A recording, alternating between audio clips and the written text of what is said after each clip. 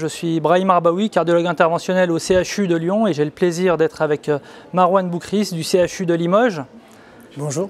Alors nous allons parler de CTO. La CTO, est-ce fréquent? Oui, c'est une découverte quand même assez fréquente dans les salles de cathétérisme. Généralement, un patient sur 4 peut avoir une occlusion chronique et cette prévalence augmente chez les patients qui ont déjà des pontages, voire 40%, voire plus.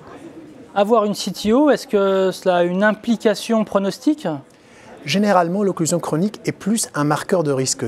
Les études n'ont pas montré réellement d'effet pronostic à ouvrir une occlusion coronaire chronique, mais le fait d'en avoir, par exemple chez les patients qui vont présenter un syndrome coronaire aigu sur une autre artère, peut être plus dangereux et avec une évolution péjorative chez ces patients-là. Chez quel patient ouvrir une CTO est un acte pertinent? Je pense qu'il y a 3 éléments importants.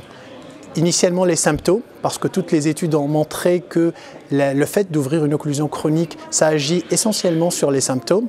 La deuxième chose, c'est l'ischémie. Même en absence de symptômes, si le territoire en jeu est important, donc il y a un intérêt à ouvrir cette occlusion chronique. Et puis, il faut rechercher la viabilité, car ça ne sert pas à grand-chose d'ouvrir un territoire qui n'est pas viable. Aujourd'hui, peut-on réaliser des CTO dans tous les 4 labs en France? Je pense que oui, mais pour ceci, il faut 3 éléments importants.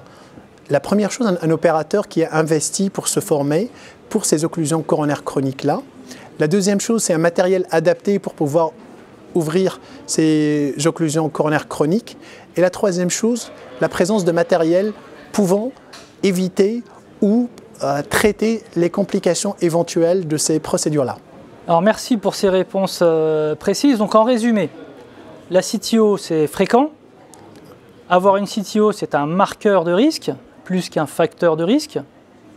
Ouvrir une CTO peut être un acte pertinent à condition d'avoir des symptômes, une viabilité bien évidemment et une ischémie myocardique.